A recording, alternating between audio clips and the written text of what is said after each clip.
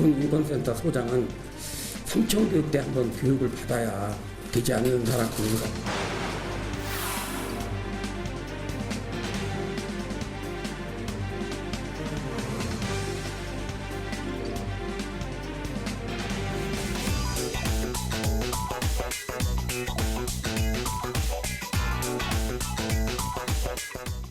최영일 평론가, 손정혜 변호사 자리했습니다. 오늘 첫 번째 주제 보겠습니다.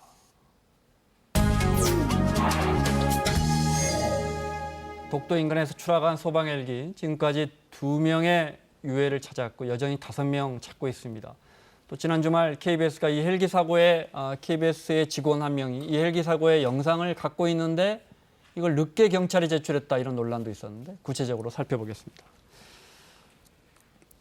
시신 2구는 부기장과 정비사로 확인이 됐더군요. 다세트 5명에 대한 실종하신 분들에 대해서 찾고 있는 상황입니다. 좀 여러 가지 야간 수색이나 이런 것들이 어려운 점은 있었지만 수중 수색을 시작을 했다라는 것이고요. 함정 12척, 항공기 4대 등을 동원했다라고 합니다. 드론 2대도 지금 정밀 수색 중이라고 하고요. 헬기도 지금 수색 중이라고 하는데 해경에서는 모든 가용 인력을 총 동원할 방침이고 그 장비 같은 경우도 총 동원할 것이다. 수중 음파 탐지기, 무인 잠수정, 포화 잠수 장비 등을 동원해서 지금 수색을 하겠다라고 밝히고 있습니다. 인양된 동체 사진을 좀 볼까요? 네. 원래 그 안에 실종자 한 명이 더 있어서 인양하면서 찾으면 맞습니다. 실종자가 우리가 3명을 찾을 걸로 예상했는데 그렇죠. 잘 안 된 것 같아요. 그러니까 애초에 이 시신 3구 발견, 이게 속보로 떴고요. 그리고 2구는 인양이 됐습니다. 수습이 된 것으로 확인이 됐는데 그러면은 이 한 분은 어디로 가셨나? 그러니까 지금 수심 25m 지점에서 처음에 동체를 찾았다. 그리고 이중 그물망을 완전히 쳤다. 여기까지 나왔어요. 그리고 동체가 인양이 됐어요. 그런데 2분은 수습이 됐는데 한 분은 어디로 가셨는가? 결국은 이제 유실 가능성이 제기가 된 상황입니다. 이것도 이제 확정할 수는 없습니다. 앞으로 이제 근처 어딘가에 있을 것으로 수색대는 보고 계속 수색을 이어간다고 하는데 어쨌든 결과적으로는 이제 5분의 실종자를 찾아야 되는 상황입니다. 바다에 추락했는데도 동체가 아주 많이 처참합니다. 손상돼 있습니다.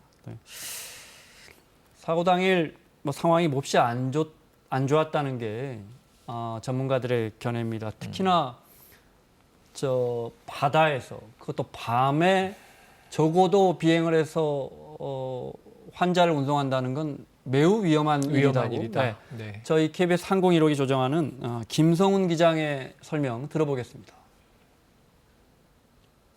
헬기를 이용한 모든 임무들이 다 어렵겠지만 특히 이런 구조 임무들, 특히 야간에 해상에서 이루어지는 이제 구조 임무들은 기상 환경이라든지 아니면 시간대라든지 임무 난이도 이런 것들이 굉장히 어렵거든요. 주로 해상 같은 경우는 만약 이제 기체에 결함이 생긴다든지 이상이 있었을 때 비상 착륙을 할 수 있는 그런 여건이 어렵습니다. 특히 이번 사고처럼 야간 같은 경우는 주로 저고도에서 이루어지는 경우가 많고요.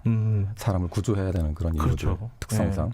그리고 야간은 이제 주간하고 틀리게, 육상이나 주간과 틀리게 시각적으로 참조물들을 확인을 해가지고 항공기의 자세, 속도, 고도, 방향 이런 것들을 유지하는 게 힘듭니다. 그래서 이제 계기나 항법 장비들에 많이 의존을 하게 되죠. 우리가 칠흑 같은 밤이라고 하죠. 바다에서, 그죠? 원래 대구에서 출발했잖아요. 이게 원래 근데 다른 데 요청을 했는데 2곳에서는 안 된다고 해서 이 헬기 조종사 이 일행이 출발한 거라고 하더라고요. 원래 울릉도 독도는 경북 소방 관할이기 때문에 원칙적으로는 경북 소방에서 이제 구조 요청을 해야 되는데 야간 비행을 할 수 있는 헬기가 없었던 상황이어서 여기서는 나가지 못했다라고 합니다. 해양 사고기 때문에 해경에서 이제 접수를 했고 해경에서 강릉에 먼저 연락을 했는데 강릉도 안 된다. 포항도 지금 가용할 수 있는 인력이 없다라고 이제 준비가 안 됐다라는 회신을 받아서 대구 달성에서 마지막으로 그 중앙 119 구조본부에 있는 헬기가 이제 네. 뜨게 된 것이라고 이야기를 하고 있고요. 울릉도를 경유해서 급유를 받고 독도까지 갔다라고 하는데 400km 정도를 날아갔다라고 합니다. 한마디로 야간 비행이 없는 부분들 때문에 좀 신속하게 못 간 지점도 있고 대구 달성에서 그렇게 또 멀리 가다 보니까 또 사고의 단초가 된 거 아닌가 그런 아쉬움도 있습니다. 네. 저희도 이제 취재 기자 할 때 헬기 종종 타는데 400km씩 주간에도 그렇게 가지 않습니다. 중간중간 주유하고 맞아요. 쉬었다 네. 가지. 헬기라는 게 굉장히 그 안전이 중요하기 때문에 국민들이 안타까워서 그런지 저 조업 중에 이제 손가락을 잃은 사고 네. 때문에 그 네. 선원을 구조하기 위해서 출발했잖아요. 그렇죠. 그러다 보니까 뭐 그분도 돌아가신 것 같은데 그렇죠. 그분도 실종자인데 지금 거기에 대한 비난이 뭐 일부겠죠. 이건 네. 아주 극히 일부의 네. 누리꾼들인데요. 극히 일부인데 지금 이 댓글들을 보시면 좀 참담합니다. 그러니까 손가락 하나 때문에 결과적으로 7명의 목숨을 잃은 것 아니냐. 네. 뭐 얼척없다 이제 이런 표현도 등장하고요. 결국은 손가락 하나 때문에 너무 많은 희생을 당했다. 그러니까 네. 이런 부분은 좀 오바 아니냐 뭐 이런 이제 얘기인데 결과적으로 사람의 생명과 처음에 난 사고를 연결시키면 아이, 그럼요. 저렇게 비약적인 네. 연결이 되지만 전 극히 일부의 사고라고 말씀드릴 수 있습니다. 네. 그러니까 지금 윤모 씨 이게 홍계잡이 조업 중에 그 심야에 손가락 절단 사고가 난 거고요. 그리고 구조 요청을 해서 이런 일이 벌어질 거라는 건 상상도 하지 못하고 네. 육지로 빨리 가서 이제 수술을 받아야 하니까 구조 헬기가 왔던 건데 정말 우리가 있어서는 안 될 큰 네. 참사가 터진 셈이죠. 그런데 이제 이 배에 선주가 계세요. 선주는 이 희생당한 윤 씨, 또 손가락 사고를 당했던 초기의 윤 씨는 정말 훌륭한 분이다. 이분이 생존했다면 주변 분들을 많이 도우면서 살았을 네, 것이다. 이런 비난을 제발 멈춰달라고 네. 요청하고 있습니다. 자, 저희 KBS의 기술직 직원이 당시에 이 문제도 좀 이야기해 보겠습니다. 뭐 가감 없이 이야기해 주십시오. 네. 기술직 직원이 사고, 그러니까 목요일 밤에 독도에 저희 KBS의 파노라마 카메라가 있습니다. 네. 24시간 독도를 비출 수 있는 그 카메라에 유지보수를 위해 일하러 갔다가 들어갔다가 밤에 우연히 자신의 핸드폰으로 이 기술직 직원이 밤에 헬기가 오니까 네, 그걸 네, 찍었습니다. 네. 이 영상을 경찰이 달라고 했는데 제공하지 않았다 이 논란이 있습니다. 네, 이것 때문에 논란이 많았죠. 근데 네. 이제 팩트를 좀 정확하게 정리를 해보면 네. 전 이분이 처음엔 다큐 PD거나 다큐멘터리 PD거나 촬영을 위해서 독도에 네. 갔거나 기자분인 줄 알았는데 엔지니어더라고요. 그렇습니다. 말씀하신 대로 네. 독도에 이제 365일 찍는 파노라마 카메라를 점검하러 갔다가 네. 마침 그 밤에 헬기가 날아오는 걸 보고 본인의 휴대폰으로 찍었어요. 그리고 이제 응급 환자가 이송돼서 헬기에 타는 걸 보고 찍었어요. 그리고 헬기가 이륙하는 걸 보고 찍었어요. 세 장면을 찍었어요. 네. 그런데 문제는 이게 개인적으로 이분이 순간적 촬영을 했는데 네. 독도 경비대장이 CCTV를 점검해 보다가 저 KBS 직원이 저 장면을 찍었으니 영상이 있을 것인데 그 영상이 존재한다면 혹시 추락 장면이라도 담겨 있다면 수색에 도움이 되지 않겠는가 달라라고 했는데 네. 네. 방금 자막에 즉시 제공이라고 돼 있는데 엄밀히 말하면 즉시 제공이 아닙니다. 독도 경비대에서 영상을 촬영한 것 같으니 네, 달라. 그 직원에게 달라고 했는데 그 직원이 당황해서 처음에 없다고 했습니다. 처음엔 그런 거 없습니다. 이렇게 이제 했다가 거짓말을 한 바로 거죠. 그 자리에서 이제 네. 안 될 것 같으니까 3개의 클립 중에 그러니까 3장면을 찍었는데 네. 2개는 전달을 하고 네, 바로 그 자리를 주고. 20초 분량 이륙 장면이 잠겨 있는 장면은 제출하지 않았고 네. 그리고 그 이후에 한 3번 내지 4번의 요청을 받았다는 거예요. 네. 근데 처음에는 안 찍었다, 다음에는 삭제했다. 이런 이제 거짓 대응 논란도 지금 문제 제기가 나오고 있는 상황인데 네. 일단 이 직원이 이야기를 좀 들어보면 직원 이야기는 혹여라도 이걸 찍었다는 것 자체가 독도 경비대는 어찌됐든 보안 업무를 해야 되는데 촬영 허가 구역이 있고 촬영을 할 수 없는 공간이 다 규정이 있지 않습니까? 네. 혹여라도 이거를 방치했다라는 문제 제기가 있을까-봐 그리고 헬기 진행 방향은 하고는 무관하다는 개인적인 판단을 했던 모양입니다. 그런 차원에서 이걸 핸드폰으로 찍은 게 없다라고 이야기를 했다라고 지금 해명하고 있습니다. 자, 그 KBS 엔지니어가 거기서 일을 하다가 밤에 그냥 우연히 찍었는데 설마 그 우연히 헬기가 찍었어요. 추락할 줄은 몰랐겠죠. 추락할 줄 몰랐을 네. 거고 일이 커지니까 당황했을 겁니다. 네, 개인적으로 경찰이 달라고 하니까 없어요 했다가 아니 찍은 거 다 저희 CCTV로 봤는데요 하니까 그것도 다 주진 못하고 2개만 헬기가 들어오는 장면 또 환자를 수송하는 장면만 주고 뒷부분 헬기가 약간 떠오르는 장면도 20초나 있는데 네. 이 부분은 주지 않았어요. 네. 그러니까 독도경비대 주장은 뭐냐면 팀장이 SNS에 글을 올리면서 이것이 알려졌습니다. 그 당시에 이것을 즉시 네. 제공했다고 한다라면 그 방향을 추측할 수 있었고 그 방향에 따라서 수색을 했다라고 한다면 조금 더 그 수색이라든가 실종자들을 찾는 데 도움이 될 수 있을 것인데 왜 제공하지 않았느냐 이런 문제 제기를 하고 있는 상황입니다. 저 얘기를 해야 되겠네요. 왜냐하면은 이 독도경비대 팀장이 올린 글 때문에 이게 약간 네티즌들에게 이제 네. 오해와 왜곡이 발생해요. 어떤 거냐면 저 내용을 보면 아까 이 기잔주 제가 알았다라고 말씀드린 것이 저것 때문인데 저 지금 이륙 장면을 찍었고 혹시 거기에 헬기가 날아가는 방향이나 네. 추락의 단초가 담겨 있었다면 이것이 굉장히 중요한 이제 요소일 것인데 네. 이게 독도경비대나 경찰 또는 이 구조당국에는 제공하지 않고 저것을 방송사에만 제공을 해서 단독 특종 보도가 나가도록 했다라는 세간의 오해가 지금 이 대목 때문에 존재하는 거예요. 네. 그리고 독도경비대장도 처음에는 단독 보도 내려고 회사에는 제출한 이 영상을 왜 우리에겐 도대체 주지 않는단 말이냐. 독도경비대의 라고 팀장이 한탄을 한 거죠. 네. 네. 자, 근데 이제 그러면 나중에 그 문제가 해소가 되죠. 자, 저희 KBS의 엔지니어가 개인의 휴대폰으로 촬영해서 경찰에 당시에 제공하지 않은 그 이륙하는 영상 20초를 보겠습니다. 이 영상이 실종자 수색에 얼마나 도움이 될지는 그렇죠. 시청자분들이 판단하셔야 할 것 같습니다. 보겠습니다. 전부 다입니다. 네. 정확히 20초 분량이고요. 환자를 태우고 이륙하는 장면입니다.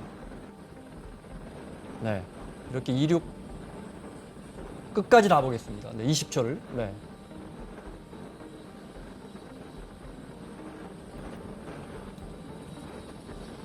자, 끝까지 보겠습니다.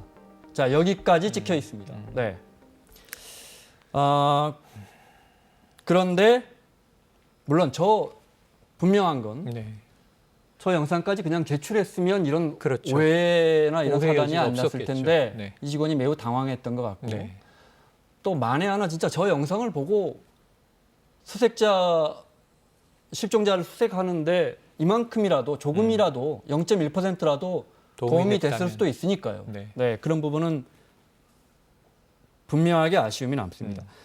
그리고 이 직원이 서울 본사로 복귀한 다음에 이제 국토부 경찰이 아니고 독도경비대 말고 국토부 사고조사위에서 이 영상을 달라. 있다는 걸 이제 독도경비대한테 들었습니다. 네.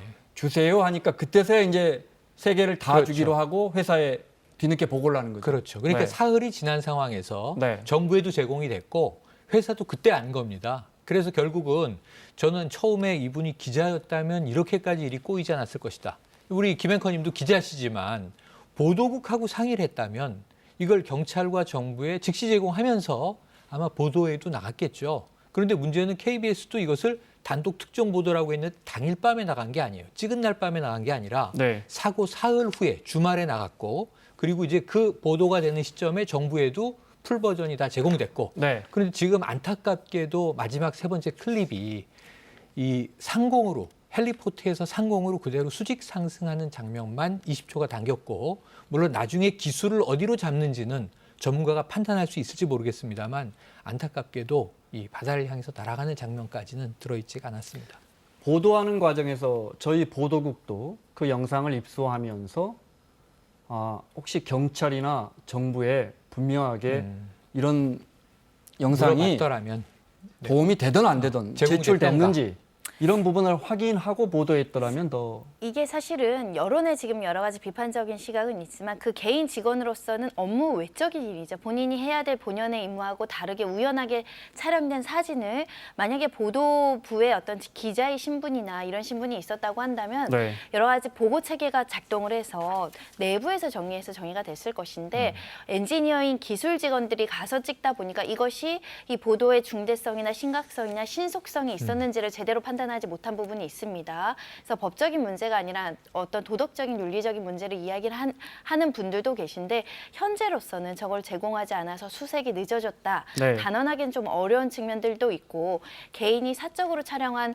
영상물을 즉시 제공하지 않은 것이 어떤 법적인 문제가 될 것인가 한번 심각하게 고민을 해볼 네. 정도는 있지만 네. 다만 이제 KBS가 가지는 무게감이 있고요. 또 재난 방송이다 보니까 여러 가지 차원에서 좀 빨리빨리 내부적으로 신속하게 보고가 일어나서 누구든지 책임 있는 자가 그런 영상이 있어? 그럼 빨리 공개를 해야지 라는 조치가 이루어졌으면 얼마나 좋았을까 하는 뒤늦은 아쉬움이 그 부분은 있는데 이제 사흘째 되는 날 회사가 그러니까 회사 인지했기 때문에 차원에서도 이틀 뒤에 그러니까 독도에서 돌아오고 나서 회사로 복귀해서 보고를 네. 했다라고 하다 보니까 회사도 미인지된 사실 관계였던 네. 거죠. 그런 측면에서는 아쉬움은 있지만 또 그 직원 개인에게 모든 책임을 그 물릴 만한 사안인가는 고민을 해볼 네. 필요가 있다는 겁니다. 왜냐하면 재난 네. 현장에서 제가 영상을 찍었는데 여러 가지 좀 경솔해서 이거를 제때 제공하지 않았다고 하더라도 그 개인에게 가중한 책임을 묻기 어려운 측면들이 있습니다. 네. 그런 면에서는 조금 더 비판하는 분들도 자제할 필요가 있고 언론사에서도 내부 보고 체계를 한 번 더 그러니까 보도부가 아니더라도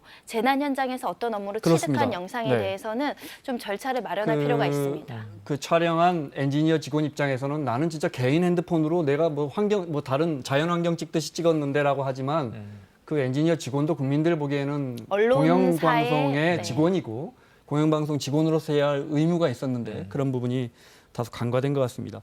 자, 이 영상을 그리고 그날 이제 사흘 지난 9시 뉴스에 KBS가 이걸 단독 보도하는 영상을 보고 네. 독도경비대 팀장은 네.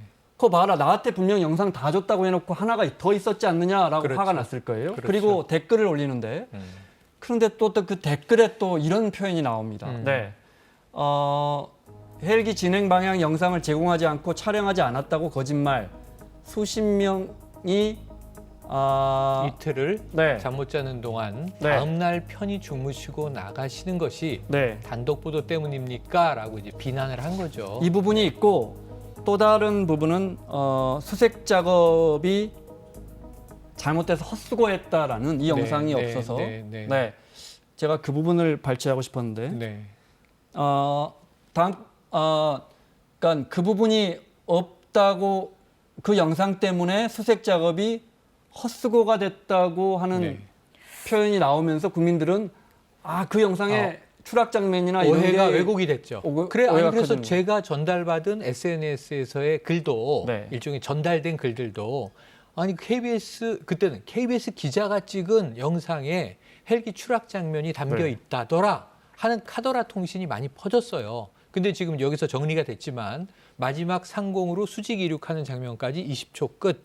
그래서 사실은 저 독도 경비대의 이 팀장이 올린 글도 그 바로 다음 자정이 지난 새벽 2시경에 네. 결국 삭제가 됐습니다. 왜냐하면 최종적으로 확인을 해보니까 이 항공기의 어떤 사건, 추락 장면은 없는 것은 물론이거니와 사실은 방향도 가늠하기 어려운 이륙 장면이었다라는 게 확인된 그렇다 거죠. 하더라도 다시 말씀 정리하지만 네. 처음에 그 독도경비대 경찰의 요청에 당황했다고 하지만 네.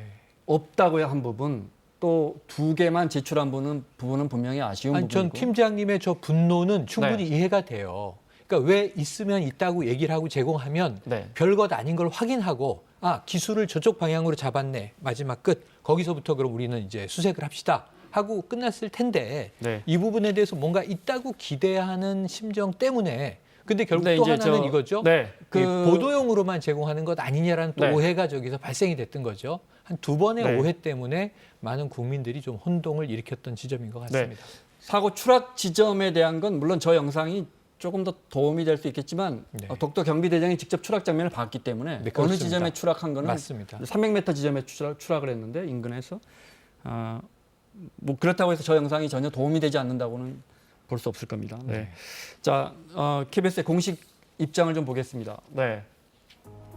제가 2번이나 강조해 드렸지만 해당 직원이 사전 동의 없이 휴대전화 촬영 행위를 한 점, 또 사고 초기에 촬영하지 않았다고 답변한 점, 보도 과정에서 이를 보다 철저히 확인하지 않은 점에 대해서 KBS가 공식 시청자 여러분께 사과 입장을 밝혔습니다. 이 문제에 대해서는 회사 차원에서도 분명한 조사가 있다고 하니까요. 네, 그 부분도 좀 지켜봐야 지켜보도록 되겠죠. 하겠습니다. 자, 손정혜 변호사, 최영일 평론가 함께하고 있습니다. 2번째 주제 보겠습니다.